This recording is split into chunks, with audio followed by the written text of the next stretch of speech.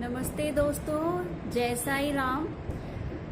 आज मैं आपको एक कहानी सुनाऊंगी कंजूस आदमी की। देखो, कंजूस तो हम सभी होते हैं कहीं ना कहीं। ऐसा तो नहीं है कि हम सभी बहुत ज़्यादा धनवान, धनी या मतलब बहुत ज़्यादा परोपकार करने वाले होते हैं, पर हर इंसान में कहीं ना कहीं कंजूसी भी होती है। पर आप इस कहानी को सुन के हैरान हो जाएंगे कि इतना ज़्यादा भी कोई कंजूस हो सकता है। एक गांव था, वहां पर एक आदमी रहता था तो वो बहुत अमीर, लेकिन वो बिल्कुल भी पैसा खर्च करके राजी नहीं था।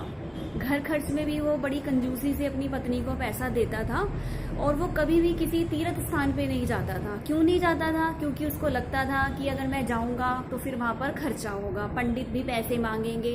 इसलिए वो कहीं तीर्थ स्थान पे भी ना खुद जाता था, ना पत्नी को लेके जाता था। तो एक दिन माघ का महीना चल रहा था, तब उसकी पत्नी ने बोला, सुनो जी, सब जाते हैं तीर्थ स्थानों पे, नहाने जाते हैं, आप भी हो आओ।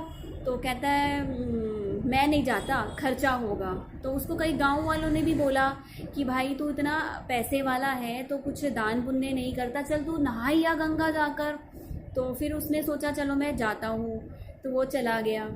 अब वो नदी किनारे वहाँ पहुँच तो गया गंगा जी के पास, और अब वो सोचने लगा कि यहाँ तो काफ़ी सारे पंडित हैं, भीड़ भाड़ है, ये मुझसे पैसा मांगेंगे। तो वो चलते चलते चलते देख रहा कि कहीं खाली जगह मिल जाए जहाँ कोई पंडित ना खड़ा हो, मैं वहीं नहा लूँ जल्दी जल्दी और अपने घर चला जाऊँ। अब उसको कहीं ऐसी जगह ही नहीं मिल रही। वो ऐसे देखते देखते देखते एक शमशान घाट जाकर पहुंच गया। अब उसने देखा कि यहाँ तो कोई नहीं है, खाली पड़ा है शमशान घाट। उसको लगा कि यार मैं यहाँ ही नहा लेता हूँ। उसने कहा यहाँ तो कोई पंडित भी नहीं दिख रहा, मैं फटाफट नहा के यहाँ से घर चला जाता हूँ। तो जैसे ही वो नहाने गया, उसने एक ही डुबकी लगाई थी तो वो बाहर आता है।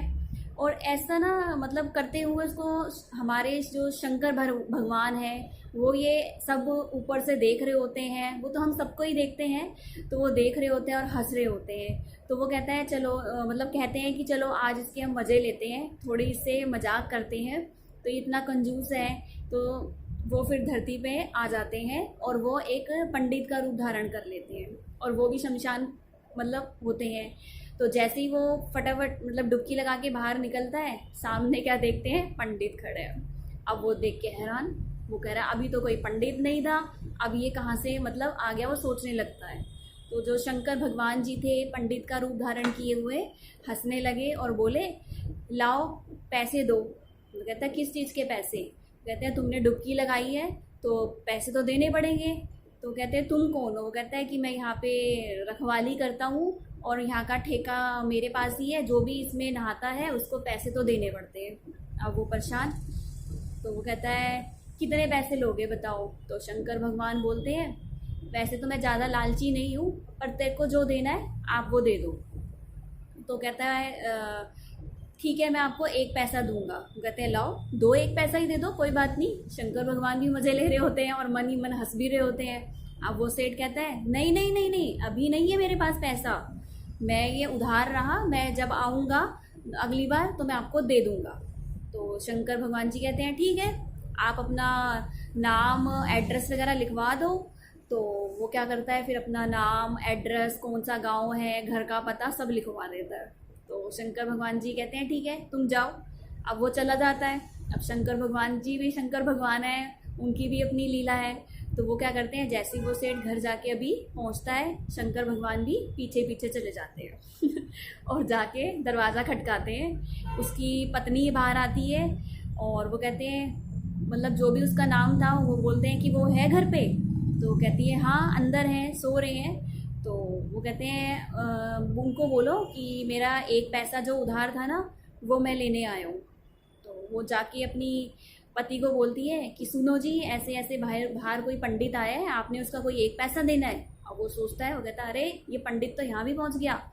तो वो कहती है किस चीज़ के पैसे देने, आपने उधार ली थी? वो कहती है नहीं नहीं, मैंने उधार नहीं ली थी, मैं नहाने गया था तो उसका उधार है। तो वो कहती है पत्नी आप दे दो फिर उसके पैसे जाकर। कहता है नहीं नहीं, आप उनको ये बोलो कि ना मेरा पति तो घर पे ही नहीं है, मैं भूल गई थी।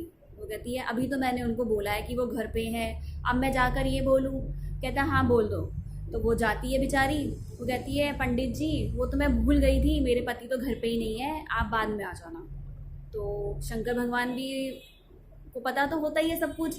वो कहते हैं कोई बात नहीं, जब तक वो तेरा पति घर आता है ना तो मुझे कुछ खाने के लिए दे दे, मैं कुछ खा लेती हूँ। तो वो बेचारी फिर जाती है और अपने पति को बोलती है तुमने एक पैसा तो दिया नहीं, अब वो खाने के लिए और मांग रहा है।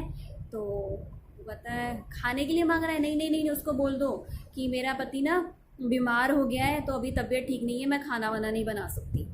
तो वो बेचारी फिर जाती है, वो बोलती है पंडित जी मेरा पति तो बीमार पड़ा हुआ है तो मैं खाना वाना अभी नहीं बना सकती, तो आप जाइए कृपा करके। वो कहते हैं अच्छा बीमार है, चलो चलो मैं देखता हूँ क्या हो गया, मैं वैद्य भी हूँ, मैं दवाई दे दूँगा। तो वो बेचारी फिर जाती है अपने पति के पास और कहती है अरे वो तो कह रहा है कि मैं ऐसे ऐसे दवाई दे दूँगा, मैं वैद्य भी हूँ। तो उसका पति सुनकर हैरान हो जाता है, अरे नहीं नहीं पहले ही एक पैसा उसका देना है, इलाज करेगा तो पता नहीं कितने पैसे और मांग लेगा, तुम बोल दो मेरा पति मर गया। अब वो पत्नी कहती है क्या कह रहे हो, तुम पागल हो गए हो। कहता हाँ हाँ तुम बोल दो वो मर ही गया ना, मर गया तो मेरे को पैसे भी नहीं देने पड़ेंगे, वो तो फिर चला ही जाएगा। अब उसकी पत्नी जाने लगती है, वो कहता है अरे रुको, तुम ऐसे जाओगी तो उसको शक हो जाएगा, तुम ना रोती रोती जाओ और थोड़ा सा नाटक करो, उसको बोलो मेरा पति मर गया। अब वो बेचारी रोती रोती जाती है फिर से। अब वो कहती है अरे पंडित जी मेरा पति तो मर गया, रो रही होती है खूब। तो वो कहते हैं अच्छा ओहो मर गया, अच्छा चलो कोई बात नहीं, तुम यहाँ बैठो, मैं ना सभी गांव वालों को इकट्ठा करके ले आता हूँ, क्योंकि तुम अकेली हो कैसे करोगी सब कुछ, मैं तुम्हारा साथ देता हूँ। अब वो बेचारी फिर जाती है पति के पास, वो कहती है अरे वो तो गांव वालों को बुलाने चला गया, आप क्या करेंगे, तुम तो मरे नहीं हो। तो कहता कोई बात नहीं कोई बात नहीं, मैं आँख बंद करके ना सो जाता हूँ, फिर देखी जाएगी, फिर तो वो चला जाएगा, फिर मैं जिंदा हो जाऊँगा। अरे पत्नी कहती है क्या तुम मुझसे इतना झूठ बुलवाई जा रहे हो, कहीं सब सच समझ लेंगे। तो कहता है तुम घबराओ मत, मैं आंख बंद करके सो जाता हूँ। अब शंकर भगवान जी भी बहुत मज़े उनको आ रहे थे। अब वो पूरे गांव को इकट्ठा कराए कि वो मर गया है, चलो उसकी अर्थी तैयार करनी है। तो सारा गांव जो भी होता है उसके पास पड़ोस वाले वो सारे आ जाते हैं, वो भी रोना धोना शुरू कर देते हैं। पत्नी भी झूठ मूठ का रो रही होती है। अब वो बेचारा आंख बंद करके सोया रहता है बड़े मज़े से, वो सोचता है कि ये चला जाएगा मेरा एक पैसा बच जाएगा। अब वो शंकर भगवान को भी पता होता है कि ये झूठ बोल रहा है, ऐसे नाटक कर रहा है, वो भी मज़े ले रहे होते हैं। और उसकी अर्थी भी सज जाती है, उसको अर्थी में भी लिटा देते हैं, वो थोड़ी देर सांस रोक के भी वहाँ लेटा रहता है लेकिन उठता नहीं है।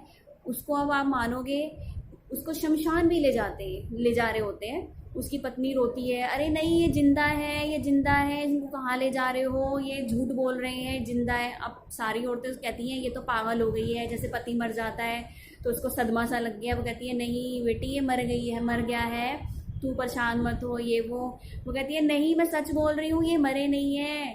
तो वो खुद अर्थी के पास जाती है और कहती है अरे अब तो उठ जाओ, तुम मरे नहीं हो, सबको बताओ। पर वो उठता ही नहीं है। वो उसको फिर शमशान ले जाते हैं, अब उसको लकड़ियों पे लिटा देते हैं। लेकिन वो इतना ज़्यादा कंजूस था, उसको बिल्कुल भी डर नहीं लगा, वो फिर भी आराम से अर्थी पे वहाँ पे लकड़ियों पे लेटा रहते हैं। अब शंकर भगवान को तो अंदर से इतनी हंसी आ रही होती है, अब वो क्या करे। तो उसकी पत्नी का रो रो के बुरा हाल होता है, वो सबको बोल रही होती है कि ये नहीं मरे नहीं मरे। अब किसी को तो सच्चाई पता नहीं है।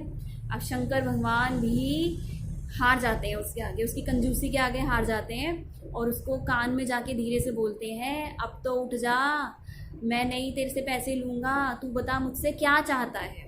तो वो कहता है पंडित तू मुझसे ना एक पैसा जो लेना है ना वो मत ले, फिर मैं उठ जाऊँगा। तो शंकर भगवान हंसते हैं, कहते हैं जा, मैं तेरी कंजूसी से ही खुश हुआ वैसे तो मैं लोगों की सेवा से खुश होता हूँ या जो भी है, तो तू उठ जा। वो फिर फटाफट उठ जाता है और फिर अपने घर चला जाता है। तो इस कहानी से मतलब हमें यह शिक्षा मिलती है कि कंजूस भी होना ठीक है, ज़िंदगी में बचत भी करनी चाहिए, पर इतनी ज़्यादा भी नहीं कि ऐसा हमें करना पड़ जाए सबके सामने और फिर उसके बाद हमारी बेइज्जती हो। देखो जिसके पास धन है उसको अच्छे काम भी करने चाहिए, और ज़रूरी नहीं है हमारे पास अगर धन नहीं है तो हम किसी की सेवा नहीं कर सकते, ऐसा भी नहीं है।